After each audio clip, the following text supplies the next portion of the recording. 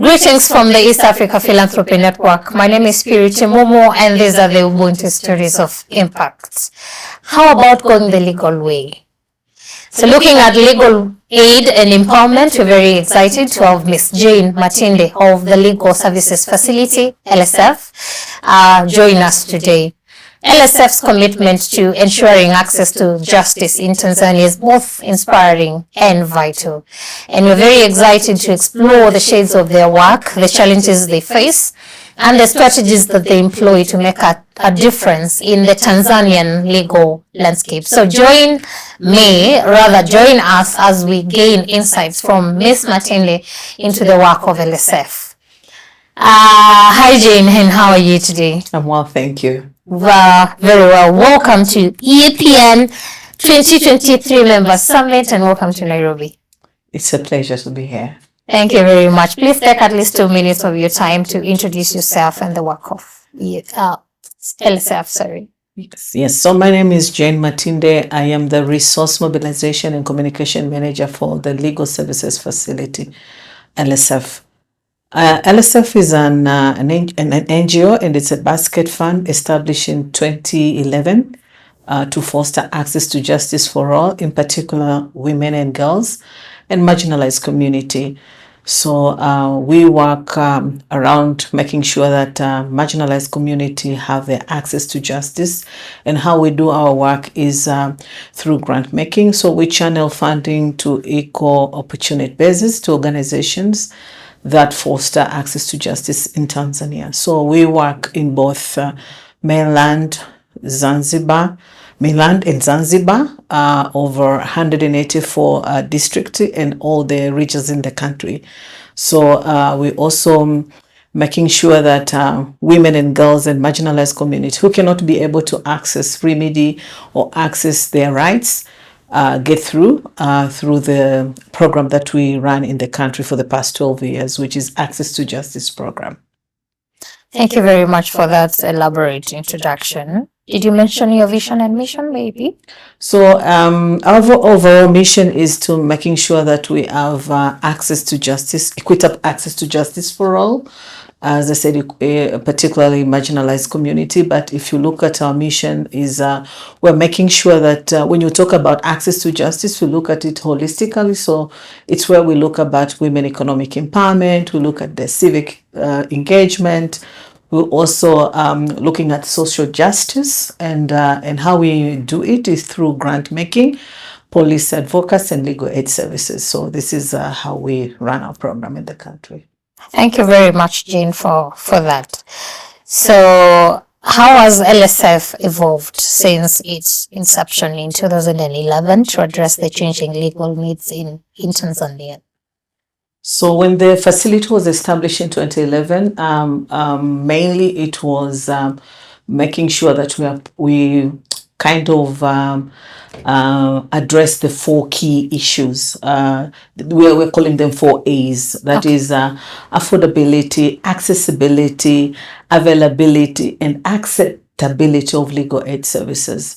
We by then we used to provide legal aid services, and there were also organizations that provide legal aid services, but we really wanted to making sure that the legal aid services is accessible in everywhere, in every country, that the marginalized community will be able to access. But also we were looking at affordability. How can we make it affordable for a marginalized group to access their justice? So we also focusing on making sure that the services are free, and so also we making sure that the services are also acceptable, because by then paralegals who are actually providing legal aid services, this is a cadre of trained individuals with legal skills and know-how to be able to encounter injustice issues and also give education to marginalized community and community as a whole. So they were not really acceptable within the community. So even within the lawyers themselves, within the local government systems. So we also wanted to making sure that the services are affordable and are acceptable. So we went through that phase 2011 up to 2026. So that was our first strategic plan. And then we really managed to ensure that the services are available in every district, in every region, in Tanzania and mainland, and also paralegals were also kind of acceptable. But then we worked toward making sure that we have a legal aid act, which will which will sort of stipulate how legal aid services will be conducted in the country. So we were doing quite a lot of advocacy around that. So making sure that that part of acceptability is also being realized.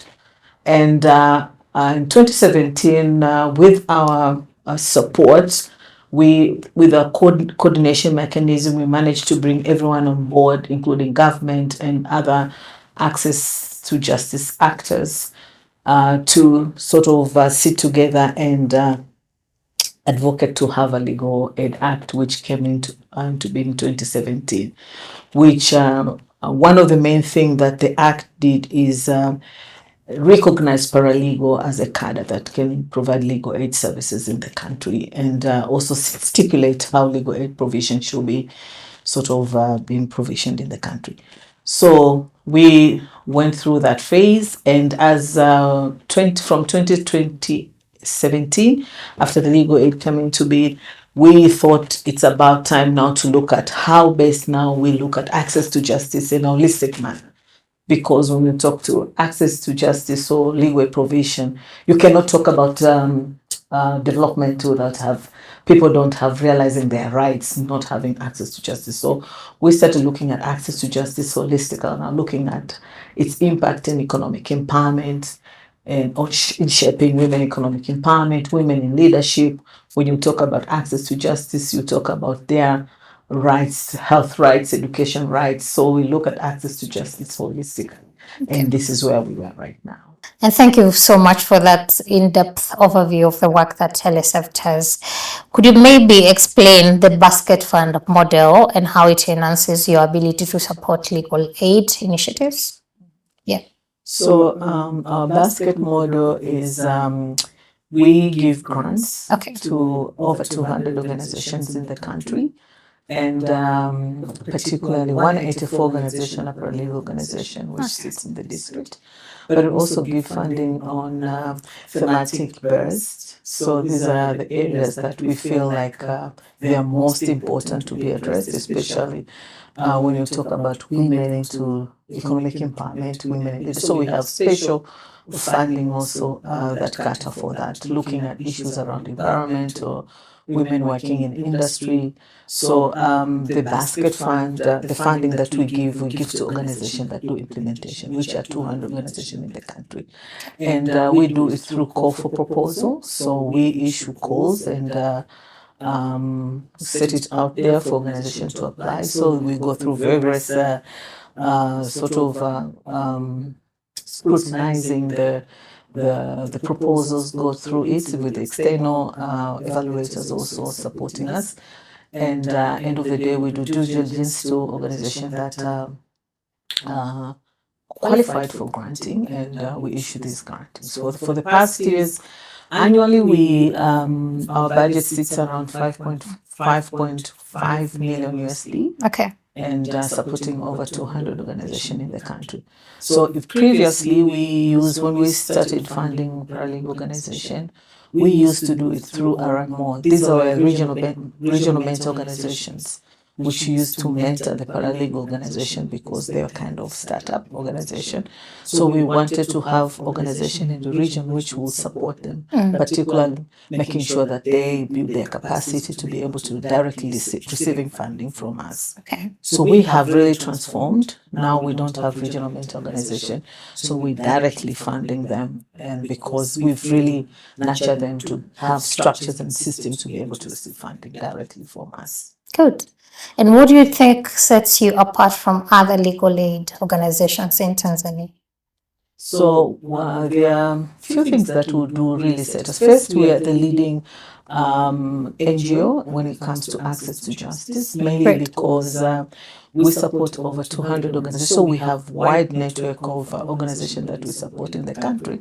But we also have this kind of paralegals, which we have trained over 4,000 paralegals in the country, in the region. We are the only organization which have really sort of trained this huge number of paralegals in the country. But we do not just end up just training them, but we've been supporting them, making sure that they are able to provide legal aid services in their um, in their in their locality. Okay. So we've been doing that, but we also invest a lot in capacity building for local NGOs. And we've invested a lot making sure that they have both a technical and institutional strengthening, but also we do quite a lot in terms of advocacy. So that's where we implement ourselves. We do direct implementing, making sure that we're making sure that the legal framework, the laws and policies are in better place. So when you talk about legal services facility, one thing I forgot to highlight is we have 4 key research area which we're working on. One is making sure that there's accessibility of quality legal aid services. I think I have highlighted that, making sure that we have 4 A's. Yeah. And making sure that marginalized group can access legal aid services. And in the second area is making sure that community, particularly women are empowered. So they know the law, they use the law, they shape the law. So that's how we do it. We're making sure that we do a lot of legal education for communities to understand what is their right, so they'll be able to demand their right in a proper way. Great. But the third area is making sure that we're working around a conducive environment, making sure that there is conducive environment for provision of legal aid services and access to justice in the country. Okay. Here it's where we look at policies and laws. And the third one is the sustainability of legal aid services and legal aid sector in the country.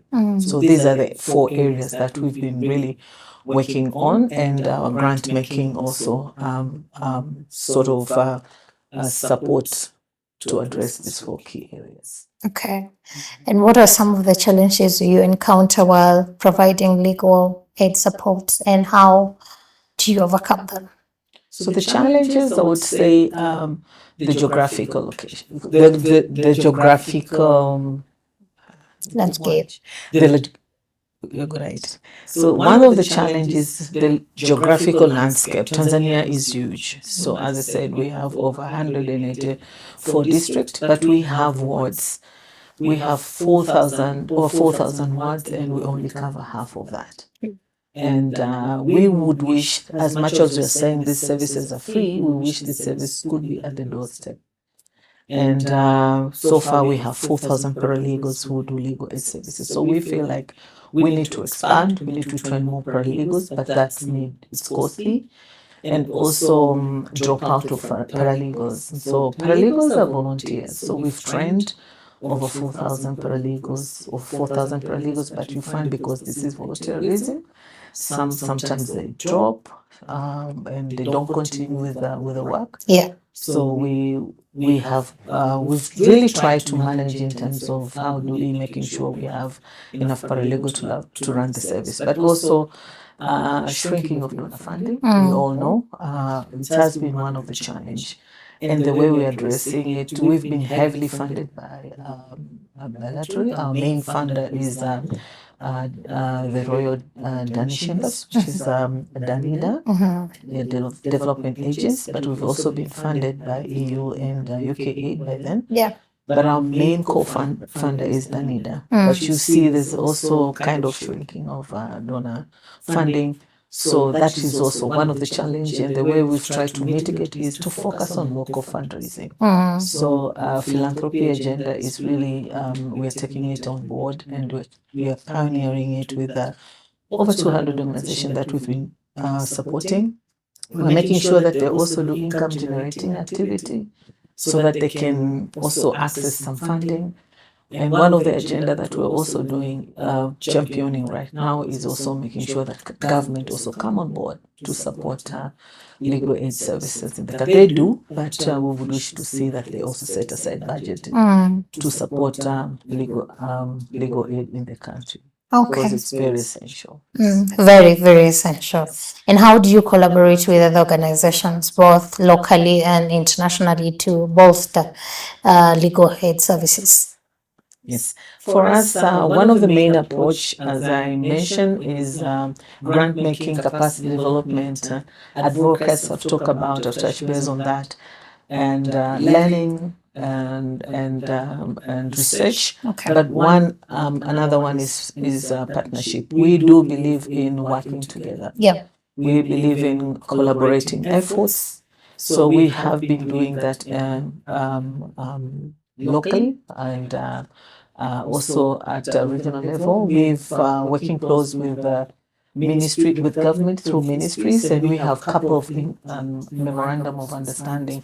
For instance, with Tanzania Police Force, with Minister of Constitution and Legal Affairs, with the Minister of Community Development, because we believe that it's important to work together and we cannot leave government aside. So there's a way that we can sit and have dialogue that will shape in terms of how we provide our legal aid services, but how we sort of address community issues, challenges. Yeah. We also work with like-minded organizations and also networks in Tanzania, particularly paralegal networks like Tapanet, Zapanet in Zanzibar, making sure that the effort that we do we work together to address community challenges. Great. And working together is also good because you also shared resources and you can also do jointly fundraising. So we see, and also More effective. More effective. We also work with private sector like NMB foundations. We are in discussion on how to work together to address also girls' challenges in education, Okay. but also Vodacom in Tanzania, Agriculture Bank, assisting farmers to access loans and also to know their rights when it comes to agriculture. Very good. What are some of the key programs and initiatives that LSF has undertaken to increase legal access for women and other vulnerable groups? Some of the key programs we've done, as I've highlighted, the main one is actually legal aid services. Yeah. Making sure that people have access to free legal aid services. But also we had urban program which cater for urban issues, because when you look at urban issues are slightly bit different from rural issues. So urban issues could be issues related to women working in the industries. We could look at issues around housing, where you find a landlord will not accept to rent a woman who's single unless she has a family. So if you look at it in that lens, you see this woman has been deprived his rights. So these are the issues that are evolving in the urban. So we also try to making sure that we shape our programs to address issues around those areas. Also, in terms of environmental issues, we have a specific program for those women economic rights, also both in urban and region. So we're also looking at thematic area, as I've mentioned, also tackling issues around gender-based violence. So we've been able to do that, also working with in mining sector and agriculture as well. So we expand our program not only to provide legal aid services, but also to cater issues that come along different sectors. For instance, in the mining sector, you find there's a lot of child labor. So we also cut our programs to address issues around. Amazing. And how do you go about assessing and measuring the impact of your interventions? The measuring of impact is one of the key issues in our work. We do have, we've invested heavily in a monitoring system. As I said, we work with over 200 grantees partners, and we have robust monitoring system which they use to report their work, and we receive the data in real time. And also, we do quite a lot of learning and research. So our programs also are informed by learning and research. So they document, they report in terms of what they've done, the impact that they've made, number of people that they've reached. For instance, if you look annually, we reach to over 6.4 million people through legal education. So we make sure along that the legal people understand their rights. So what we do is we reach to over 6.4 million people, and also in terms of legal aid services, we support over 70,000 people in the country. So we receive cases, paralegal receive 70,000 cases, in which 60% of these cases are resolved. So it means we have really managed to reduce a number of cases that will go to the courts, and also we've really managed to making sure that we resolve issues at the grassroots level and enable women to continue with their work. And the way we measure this is we look at these cases that we've been able to support these women. If for instance, is a woman who is fighting over his inheritance, the husband has died, and he has been chased away from home, and his properties has been also kind of also taken. So what we're trying to do is to making sure that he managed to retrieve that has whatever that has not, whatever that they took away from her, and also we measure after she managed to receive whatever that is her right, what she has managed to do with it. So you will find that the world continue to support the economic activity. Children will go back to school, and that's how we also measure how best we've really been able to support our communities in the grant. So we have robust system, but also our program are informed by studies and research, which we are doing all the time. Give me a story or give me a case study where LSF's intervention made a very big difference in someone's life, or maybe an organization as well. We have a number of stories. So I would say in a year we normally cover over 20 stories. We have so many, but at least 20 stories of those women. So individual and also collectively. So one of the stories that really speak to me is a story of a woman who she was married, and she lived happy with her husband, and then as she continued to live with her husband, and she had a property, and when they met with her husband, she had the house, and she lived with her husband, but as they go along, the husband sort of get another woman and started cheating on her.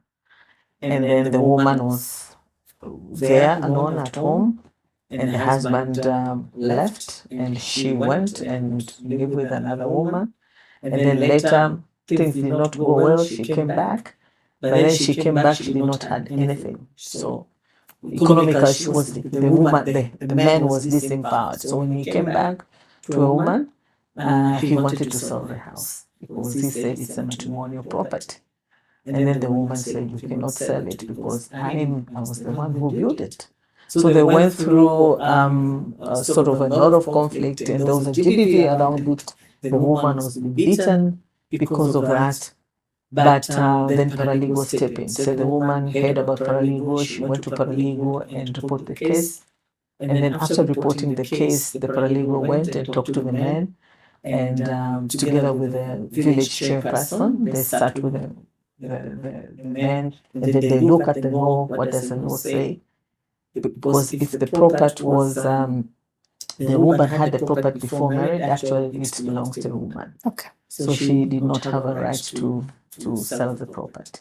So the woman managed to maintain her property, and then she managed to start up a business in that house. And the marriage was restored, and also she continued to live happy.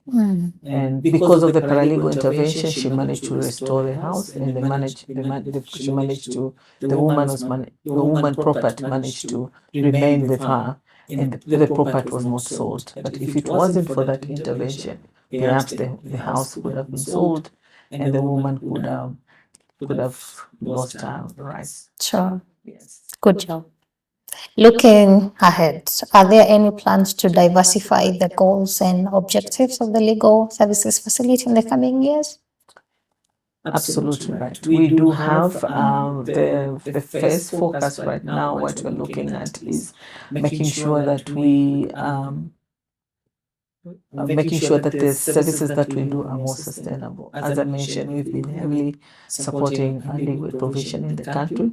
So the main agenda now is we're seeking for the government to set aside funding to support legal aid. So that's the area where we're looking at.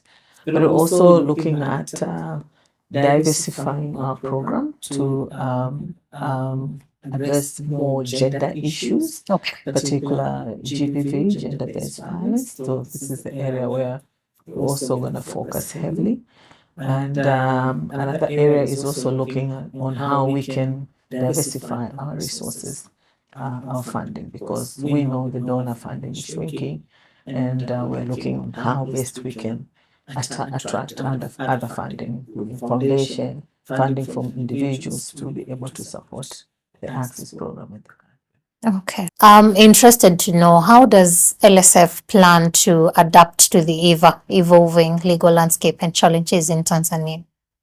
The way we plan to adapt to the challenges of legal landscape in Tanzania is first to continue being at the forefront of legal aid sector in the country, looking at what works right now and what does not work, and also looking at the priority in terms of legal aid sector in the country, and making sure that we champion and pioneer that.